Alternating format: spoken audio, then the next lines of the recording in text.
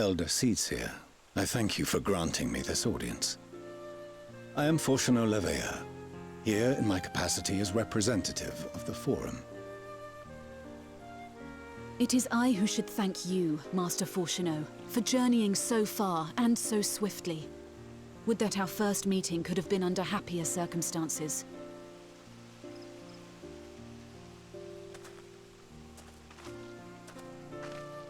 It has been too long, Father. You look well. As do you both. Ameliance will be glad to hear that you are taking care of yourselves. How is Mother? She misses you terribly, of course, but is otherwise a picture of health.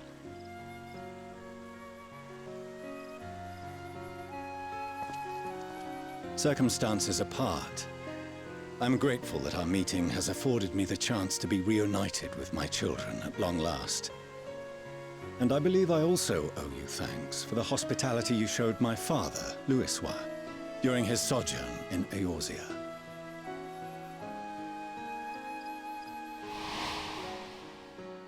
All thanks we owe to him. In the days prior to the 7th Umbral Calamity, it was your father's tireless efforts which granted us a means to vanquish the Primals. Were it not for him, our strength would have been quite spent by the time the Empire arrived. That Gridania still stands is in large part his achievement. He was a great man.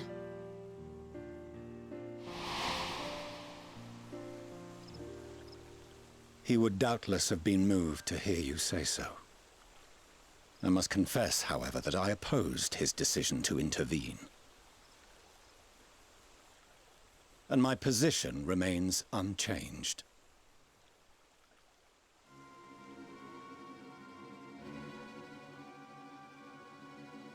To chart the course of history, not to change it.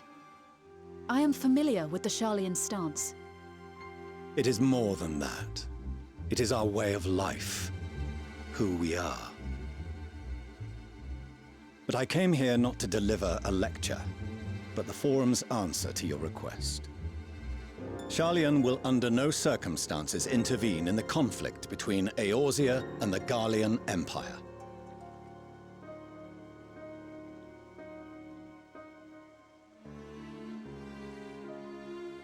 May I ask for what reason the Forum has come to this decision?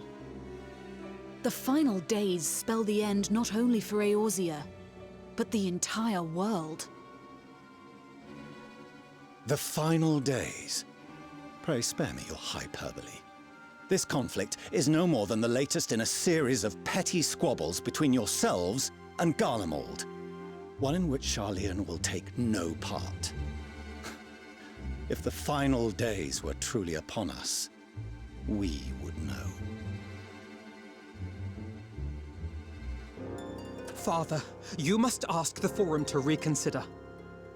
You may feel safe on your little island across the waves, but if you imagine the Telophoroi will leave you be, you are mistaken.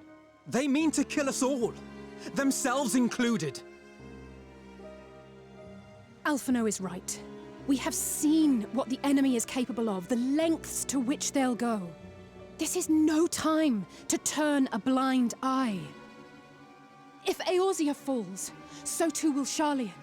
So if you truly love our homeland, you will join us. Now, before it's too late.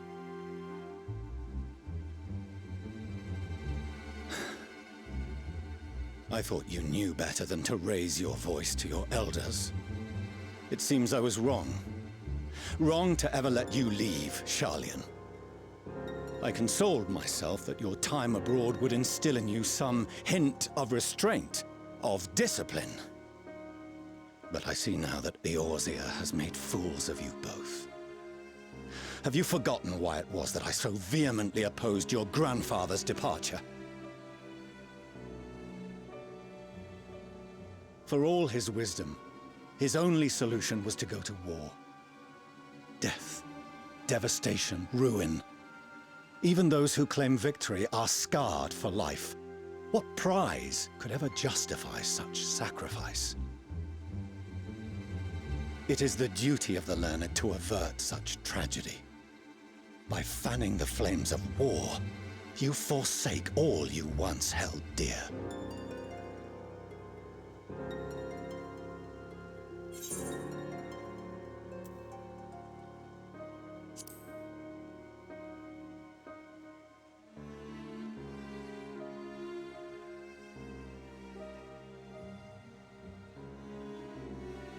I see your friend shares your misguided ideals.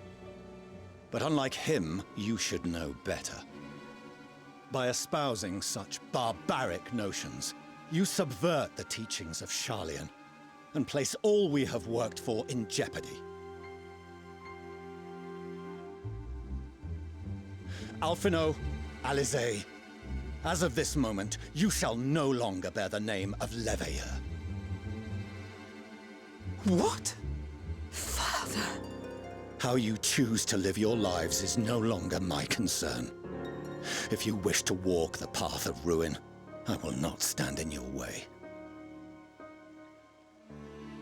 Master Forchenault, while Sharlayan may have no intention of intervening in this conflict, we can still part as friends. Will you not stay and speak with us, that we might learn of Sharlayan's hopes for the morrow? I have said what I came here to say. Any further discussion would be meaningless.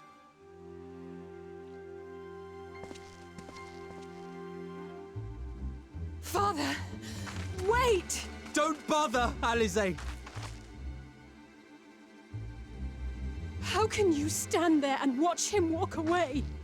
How can you let this happen?